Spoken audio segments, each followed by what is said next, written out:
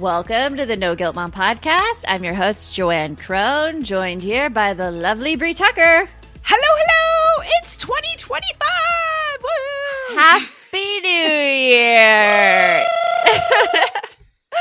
Now, Bree, I know that New Year, it's not happy for you. No, I do not love the New Year. It's cold, it's dreary. All of the glitter from the Christmas holidays is gone. It's just cold outside and it's kind of dark. Oh. And you're probably completely overwhelmed from the holidays at this point, right? Oh my gosh. Well, I honestly love it because I feel like all the overwhelm is behind me and we start fresh. We start new. We don't have the expectations on us already. We could set like those vision boards and have fun and look forward to everything the year like that's coming in the new year. Yeah, that's a very positive way to look at it. I like that. I like that. And that's probably why we have Mind Body Unicorn in January, isn't it? We do. So if you haven't signed up for the Mind Body Unicorn Challenge yet, I know it's January 2nd, but it's not too late. As we say here in No Guilt Mom, in our challenges, it doesn't matter if you skip a day. All that matters is that you come back and you do it again. You're not in that all or nothing thinking you have to be perfect. So if you haven't joined yet, come and join us in the Mind Body Unicorn Challenge. You can find the link on the show notes right here and enjoy this episode because if you're suffering from the holiday burnout like Bree is, this is going to speak to you. So now let's get on with the show. Welcome to the No Guilt Mom podcast. I am your host, Joanne Crone, here with the wonderful Bree Tucker. Why, hello. How are you? How is it a new year already? Like, that just doesn't seem possible. Happy New Year. Yeah. Can I say that January is not my favorite time of the year? Like, Really? Why not?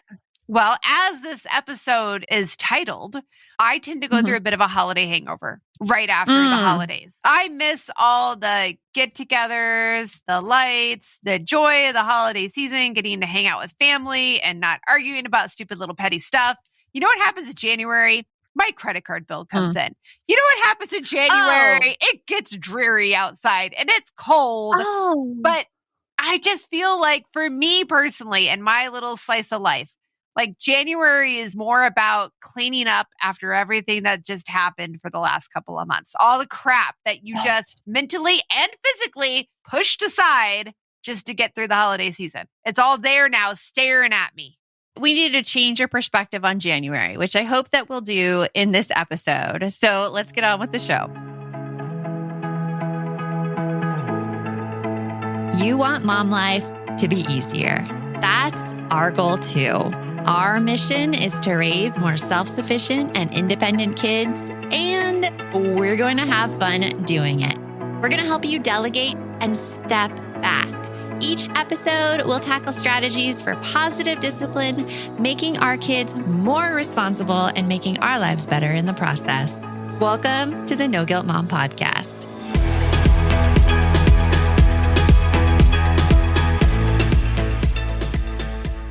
So let's talk more about this burnout, Bree, because I am so interested. I do not have the same thing. I don't have a holiday hangover. So like you mentioned credit cards do everything. Like, what are you thinking during this time? Yeah, I think just that it's all right there. Time is trumping on and we got more going on. Like it's everything. It's everything from the things that I probably needed to address. I don't know, just anything. Like let's say I needed to apply for a program for my kids to do in the spring semester. And I got notices of it in December. Yeah, I pushed that sucker aside because I had 16 other things I was dealing with in December. So now I have to like go back through, find the stuff that I had pushed aside that I still have to address, get done, get started looking into the new year, all the things you got to start planning. I think everybody's different. For whatever reason, I've always had a doom and gloom perspective of January. I don't know if it's from growing up in the Midwest and it's gray and it's icy and it's just, you're tired of it by then.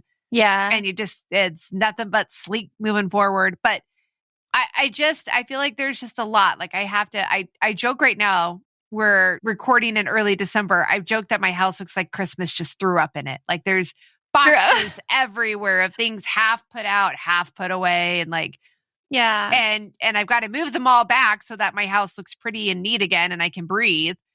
But then I've got to deal with taking them all out. You know, one year I left my tree up until March just because I didn't want to deal with taking it down. That's a thing. That's a thing. And what you're describing are actually signs of being burnt out. Yes. You're describing like this never ending load of things that you have to do. And it sounds like nothing you do is ever going to fix this massive load of things that you have to do. So you get in that and whole, you're just mad. Even try? Why even try? Exactly. And you just like have no interest in January really because you feel like it's a doom and gloom kind of thing. Yes, it's all January's fault, if you ask me. It's all January's fault. January just shouldn't have even come by. Now, I do love one of my very favorite people, Jen Red. Her birthday's in January.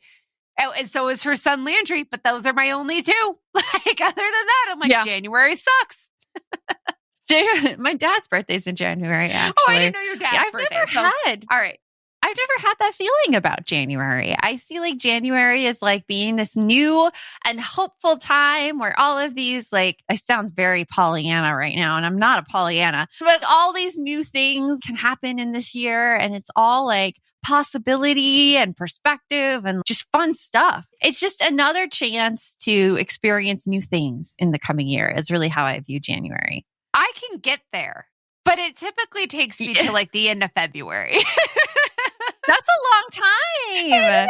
That's a long time. I spend a lot of time in this, like, you call it what you want, holiday hangover, burnout hell. Like, I'm stuck there a lot in the very beginning of the year. And I know I'm not alone because I do talk to a lot of people that have like a similar setup of like, it's just all, part of it is like all the fun of the holidays, but then it's also all the crappy. It's like waking up after a party, right? Like, crap. Now I got to put everything away. I got to clean up. It's a lot. And also I feel like part of the holiday hangover is you no longer have something to look forward to. Because a lot of people look forward to the holidays and look forward to the family get-togethers. And all of a sudden it happened and you're like, oh, well, it's another year until we get to do that. Now I just have to slug my way through. I mean, do you feel like that? Kind of, yeah. Like I was saying, like, I don't really feel like I have that positive outlook again until about, the end of February, beginning of March. Then I'm like, okay, I can crawl back out. And I can start looking for, spring break's around the corner. We can do something fun with that. And here comes the summer. And like, I can get behind it. It's everything. It's the financial stuff. It's the family stuff. It's the household stuff, but it all burns me out. And it's funny because like, I've never really given it a title before, but as soon as I saw this episode that you wanted to record, I'm like, oh, wait a minute. That sounds like a holiday hangover. I think I have that. It is it. It's so funny because I feel like the holiday hangover is actually best prevented rather than fixed. Like it's putting things in your holiday plan to plan for your holiday hangover so that it doesn't happen quite as horribly. Like last year, I was like, I don't want to get into January feeling all glum and blah. I want something to look forward to right away. And my husband was going on his first trip to India for his work. And I was like, oh, well, that's going to suck. I'm like, how can I not make this suck? Okay. We need to plan something that I'm looking forward to. And that's when we went to Disneyland with my mom. And it was a great experience. And I feel like it put me in the holiday, not the holiday mood, but it put me, like there was a positive bent on my year because I had that to look forward to right there at the beginning of the year. So like in terms of holiday hangovers, I think next year in particular, we should like put this on our calendar and No Guilt Mom. We should make the holiday hangover prevention plan. And we kind of do with our Mind Body Unicorn Challenge. That's what we're getting people in to do right now to like switch that mindset over. But it's really about making sure there's something that you're excited about in the month after Christmas. And it goes a lot into a self-care strategy, which we're going to talk about that and more right after this break. With the start of every new year, talk of resolution starts to creep into our lives. Goals are healthy, but how about a realistic plan for how to achieve that goal? So this year, try a new approach with Calm. Focus on growth instead of rigid goals. And in just a week, you can build a strong foundation for 2025. Calm is the #1 app for sleep and meditation, giving you the power to calm your mind and change your life. Because everyone faces unique challenges, and mental health isn't about a one-size-fits-all approach. That's why Calm offers a wide variety of content and programs to help you out. Meditations, sleep stories, and have you heard their expert-led talks? Stress less, sleep more, and live better with Calm. For listeners of our show, Calm is offering an exclusive offer of 40% off a Calm premium subscription at calm.com/NGM. Go to calm.com/NGM for 40% off unlimited access to Calm's entire library. That's calm.com/NGM.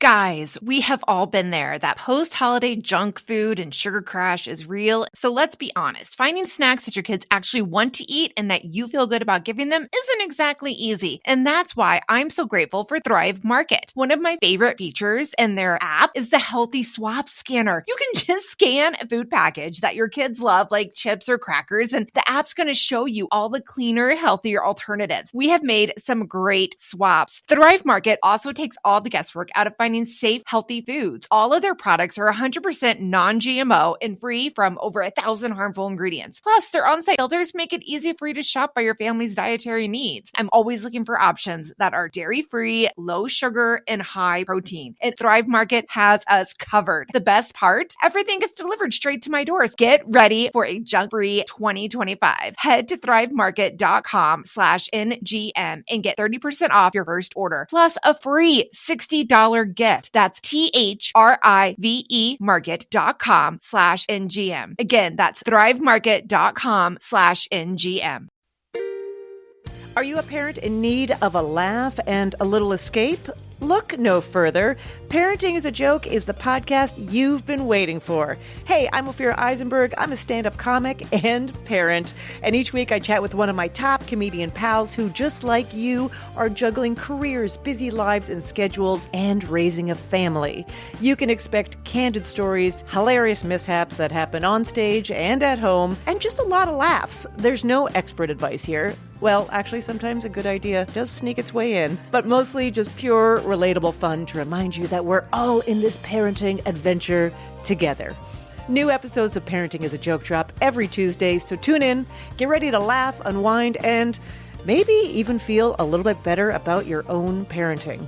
Because sometimes that's exactly what your therapist, pediatrician, and bartender ordered.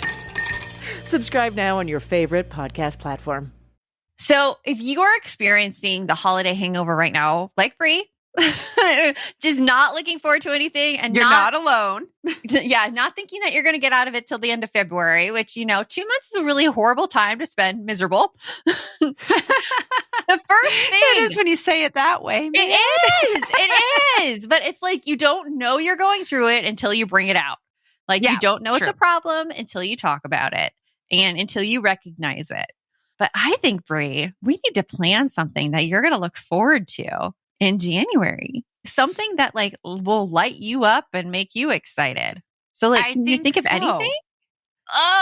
Well, okay. So last year, the way that my husband and I I wasn't necessarily trying to take off this holiday hangover type burnout thing I have going on, but we did make ourselves at the end of the year, we reflected on what did we like about the year? What we would like to have done differently? And we're like, okay, you know what? We want to do more experiences. It's kind of ridiculous that we have every other week our house is empty and no kids that we have to work around, and we don't go more places. So we planned 2 events every month that we would do. Sometimes it was something like we were just going to go to an art show, or as the weather got warmer, we were going to go do our kayaking or our paddleboarding.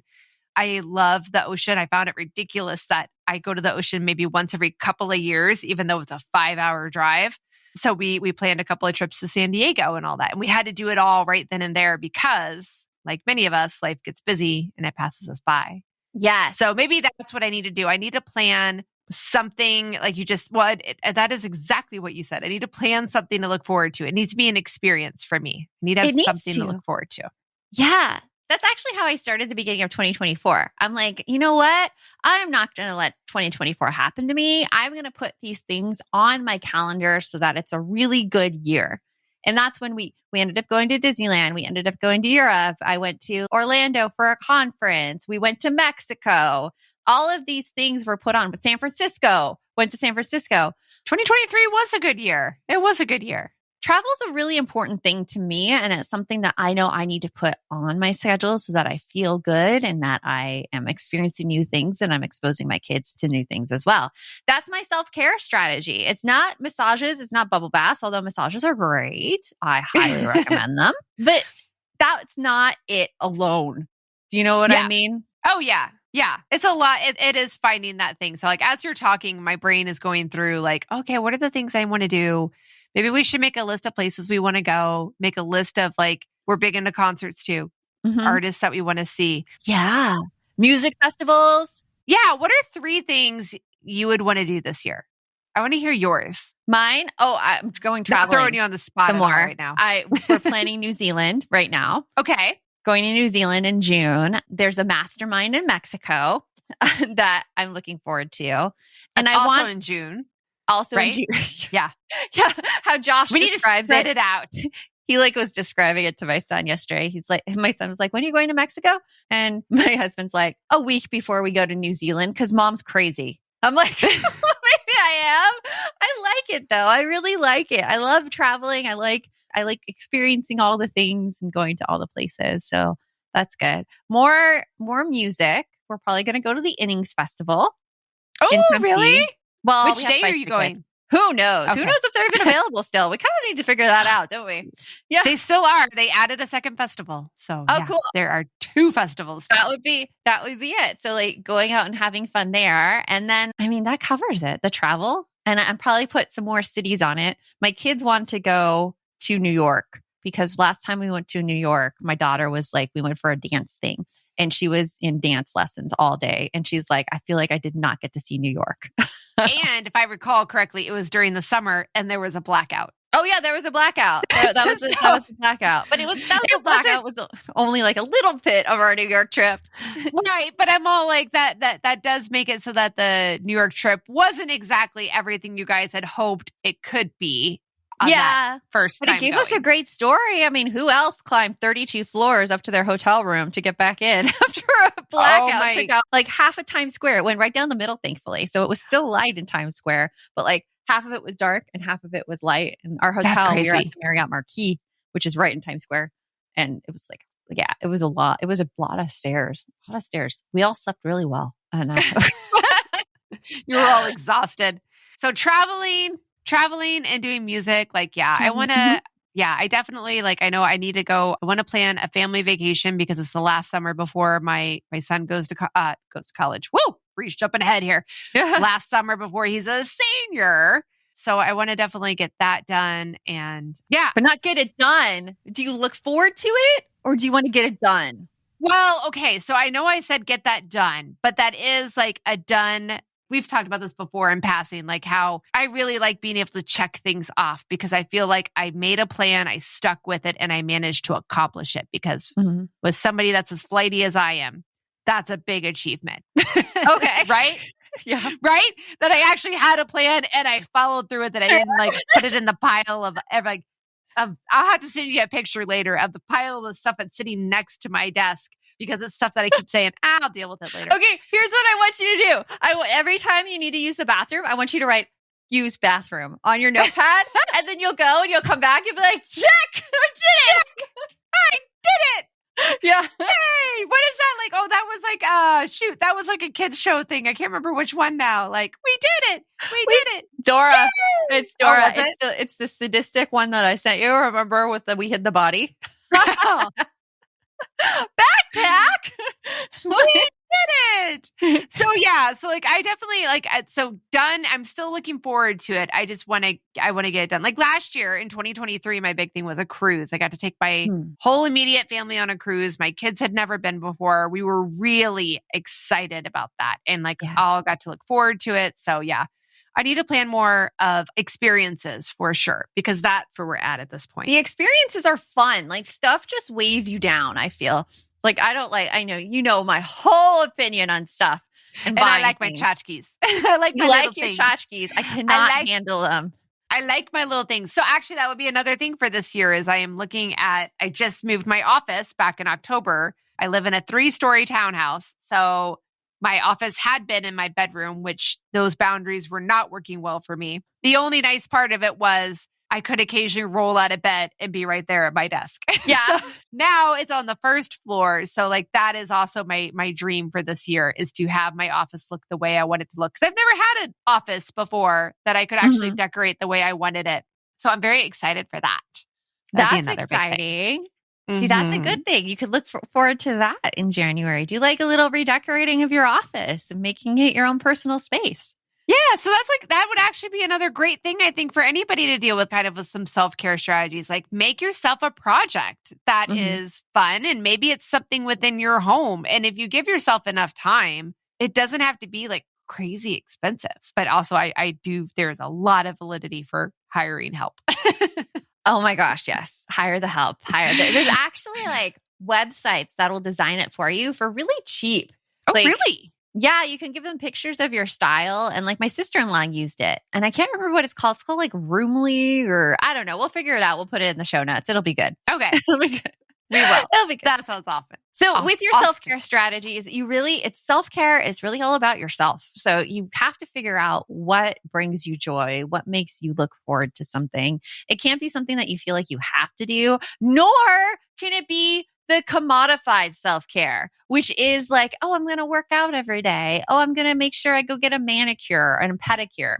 No, that's like up-leveled hygiene, I feel. Like it's the thing where it's not just you. That's not just you that feels that way. Like in the self-care community in general, that is not considered. We're trying to help break the thought process that hygiene or upscaled hygiene gets to count as self-care. Yeah.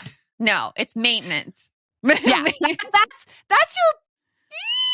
dare I say, almost basic right? That's your it is. It's your basic right. You deserve to be able to bathe. You deserve to be able to have clothes that fit you. You deserve to be able to work out and have that time to help clear your brain. That isn't and necessarily to feel strong self-care. in your body. Yes. Yeah. You deserve that. You deserve all of those things. So when you're looking for this, make sure you find something fun. We really want to hear about it too. So if you want to go comment on Instagram or leave us a review here on the No Guilt Mom podcast, tell us what you're doing for self-care this year. We would love to hear it. So in terms of self-care, we've talked about a lot of really big things. Let's talk about how to make this a little more realistic to you. And we're going to do that right after this break. Lynn, this time of year, parenting can be such a flusterclux. You've come to the right place. I'm Lynn Lyons, and I've been treating anxious families for over 30 years. I'm Lynn's sister-in-law and co-host Robin Hudson. Join us for Flusterclux, a podcast for parents who worry. Wait, that's everybody. Yeah, these last few years have felt like one long anxiety attack for so many. Why do you think parents are always surprised that a podcast about anxiety relates to them, even if no one in their house has an anxiety disorder? Well, worry is human. Everyone does it, and anxiety shows up when we face uncertainty. All the parenting tips you've taught me have been essential. I love to break it down into skills we need to manage worry in our families. We've covered so many topics: depression, burnout, meltdowns, perfectionism. Don't forget scary mothers-in-law. Right, but of course that's not my mother-in-law. Because that's my mother. And a listener. As a psychotherapist, I like to teach parents and kids how to respond to everyday moments in healthy ways. Managing anxiety really can be taught. It really can. And I'll even tell you what to say. We talk about serious stuff, but without being too serious. Anxiety wants everything serious. Anxiety doesn't stand a chance when we're laughing, even about the tough stuff. Hey friends, if you're facing divorce, thinking about it, or navigating the chaos it can bring, I've got something just for you. I'm Kate Anthony, and I host the New York Times recommended The Divorce Survival Guide podcast, your one-stop resource for surviving and thriving through divorce. Each week, we dive into everything from emotional healing and co-parenting to legal strategies and starting over. You'll hear from top experts, powerful guest stories, and maybe a little tough love along the way. Because divorce, it's hard, but you don't have to do it alone. This isn't just about getting through it. It's about rebuilding and reclaiming your life on the other side. Whether you're in the middle of a messy split or planning your next chapter, I've got your back. So hit that follow button and join me on the Divorce Survival Guide podcast, because survival isn't the end, it's just the beginning.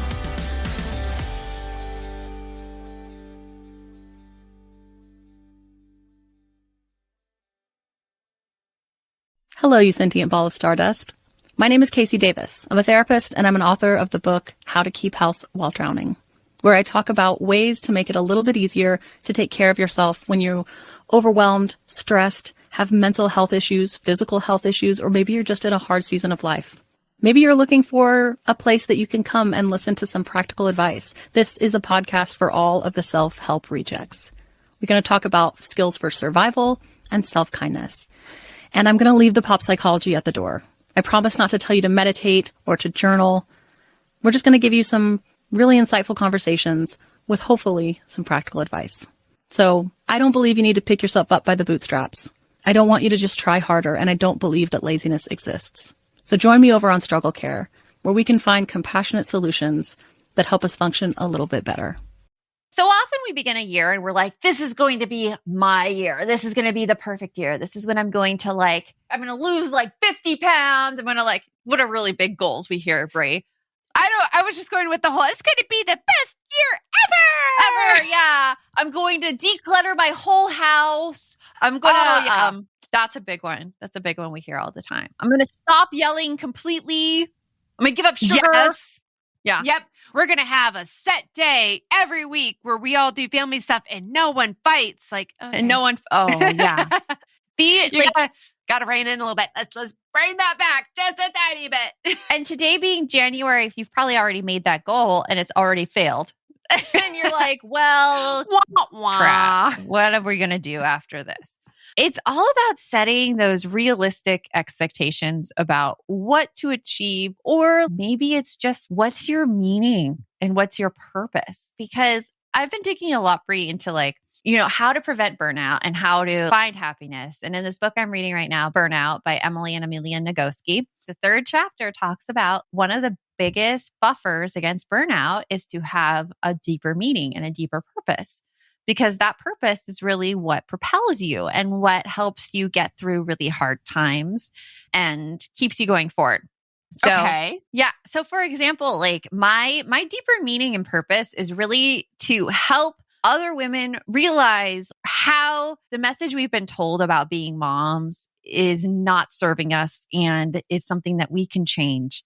And when we change that, we become happier people. And not only that, but we show the next generation how they can change it as well. Being that example, and it's really world changing. And that's what I wake up for every single day. I'm like, okay, who can I help and who can I push along the way so they experience less stress and so we can take over the world.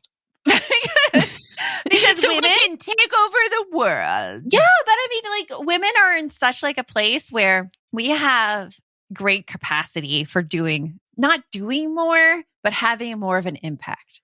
But to do that, we really have to shed some beliefs that we have about ourselves. Yeah. And what we're here to do. So finding exactly what your meaning and what your purpose is something that helps with that. And in the book, I love it because they give the example of Disney movies and the female leads in Disney movies finding out what their deeper purpose is and what their calling is. And one of the examples is Moana, where all throughout the movie, Moana's the ocean, it calls me, and she sings a song and then she switches to be it was never outside me. The call's always been in me.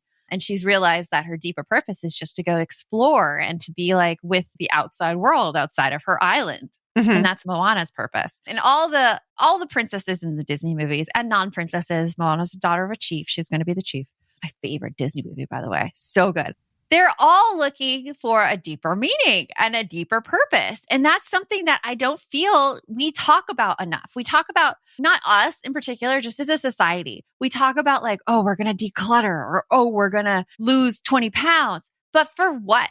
Like, why are we doing it? What is the why behind everything? Because when you know your why, you are able to move around challenges that get in your way, they will all get in your way, because you're always looking at that bigger picture and what you're doing and what you're here for. So some ways to like find deeper meaning, their goals and achievement. Deeper meaning is, some people find their deeper meaning in serving a higher spiritual power, so regardless of like if you're religious or if you're not religious, it's just something higher than yourself. And other find it in like really deep and loving relationships and improving those relationships with people. And parenting could be one of those things that people do find a deeper meaning in, but it really just depends on you and what you're involved in. Well, I was going to say, like, so what I'm hearing on this is that your meaning that you're looking for, first of all, you don't have to necessarily overthink it, because that can be a lot of pressure. Like, I'm trying to figure out what my meaning is. And a lot of us will default to what's around us. Like, okay, so my meaning is to be a great mom or whatever. And I will say, like, okay, so to share my meaning had always been, because I've always been in this social work field of like helping others. And so I always wanted whatever it is I did with my life to have a positive impact on others. And early in my career, that was like by doing early intervention and helping families that had children with disabilities and helping people find the resources that are out there that they need to help support their goals to be the people that they want to be, and most of the time, the parents that they want to be. And then I went through my divorce. And then I felt like my purpose was still in that realm of like helping others, but it changed to sharing my story and my experiences and still connecting people with the resources that they need to get through these kinds of things. And especially I focus a lot on trying to help people from getting in the pitfalls of toxic relationships, right? Yeah. And trying to help them realize that they have worth outside of their role in their family. Same as you. Mine is a little bit more of trying to like not have anybody wake up like I did and going like, oh my God, what am I doing? Yeah. Well, I mean, that's a deeper meaning.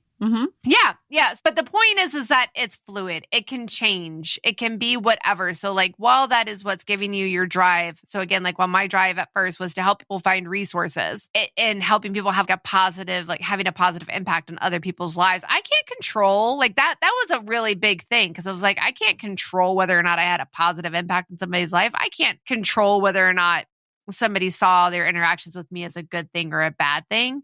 I don't know where I'm going with this. But now it's at this always, point. but it's even like refining. So it's not, I don't even think your purpose has changed that much. I think it's always connected by the same thing. It's really helping women, usually helping women navigate through life and like not be taken down by the pitfalls or their challenges or their struggles. Because one thing interesting, looking back at your life, and I'm talking to you listening to this podcast right now, looking back at your life, you have always had the same meaning and purpose driving you. You might just not know that it's been driving you. And one way to look at it is to look at every single challenge that you've had and look to see how you've come through it, and then what your survival skills were through it as well. And that'll really show you exactly what your deep-seated beliefs are and what your meaning is. So for example, like one of my big challenges was when I was like high achiever, thought I had to be the best at everything. And if I wasn't the best, then I was worthless. I failed the national board certification. And they don't say you failed, by the way. That was my own personal thing. And when you don't get it, you fail it. Yeah, that's that's how it is. You're doing that quote from Talladega Nights, like I haven't seen that movie. Bobby, whatever, and he's like, if you're not number one, you're last. If you're not first, you're last. And I'm like, oh my God, that's so much pressure. There's second, there's third, there's fourth, there's a lot of other places you can be. Oh my gosh. Anyway, but it's true. Like a lot of us have that mentality. So like when I failed it, I went into this really, really deep crying every day sort of thing because it struck me to my soul what I was doing. Like it totally ruined this perception I had of myself. And it came coming out of that, realizing if I could just focus on the things that I have control over, pick those out and really figure out what exactly is going on. Where are my issues in this application? Where is the thing that I can improve on and can look for more learning and support to improve on? And in that case, I was like, oh, I'm going to redo this entry because I really don't feel confident teaching writing in this way. And I went back and I went into like my school had a new program that was amazing. And I learned more about that. And I became better through that process. I reapplied, I became better, and I didn't make it the second time either. But because of what I had gone through the first time, that second time, I was 1 point away. I'm like, no big deal.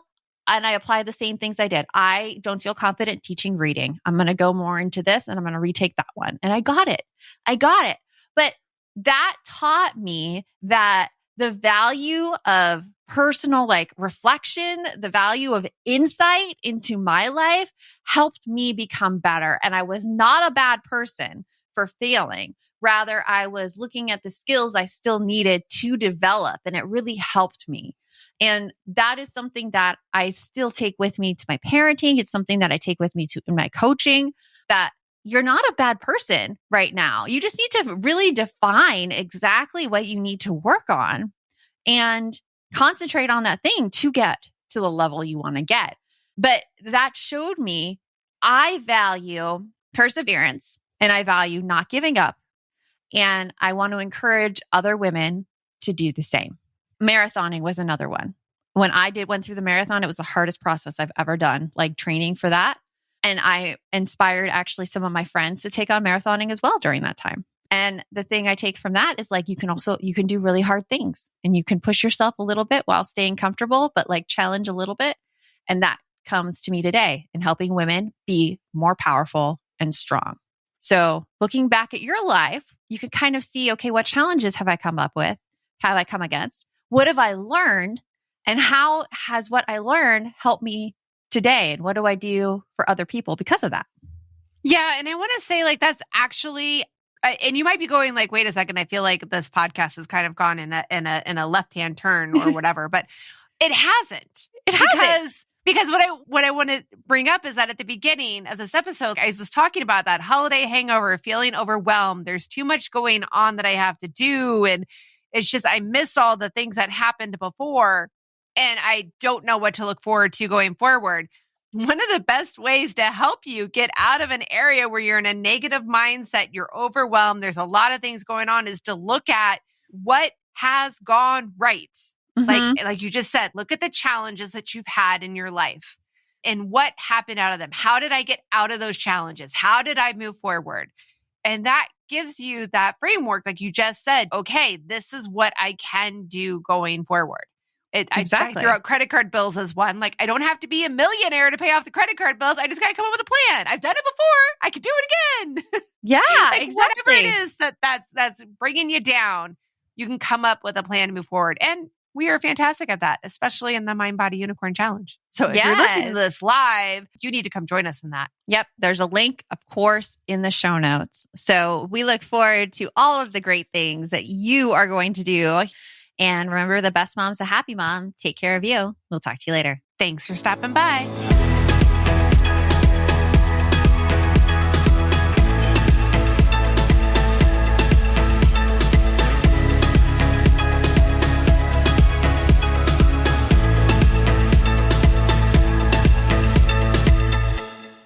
Hello, you sentient ball of stardust. My name is Casey Davis. I'm a therapist and I'm an author of the book, How to Keep House While Drowning, where I talk about ways to make it a little bit easier to take care of yourself when you're overwhelmed, stressed, have mental health issues, physical health issues, or maybe you're just in a hard season of life. Maybe you're looking for a place that you can come and listen to some practical advice. This is a podcast for all of the self-help rejects. We're going to talk about skills for survival and self-kindness. And I'm going to leave the pop psychology at the door. I promise not to tell you to meditate or to journal. We're just going to give you some really insightful conversations with hopefully some practical advice. So I don't believe you need to pick yourself up by the bootstraps.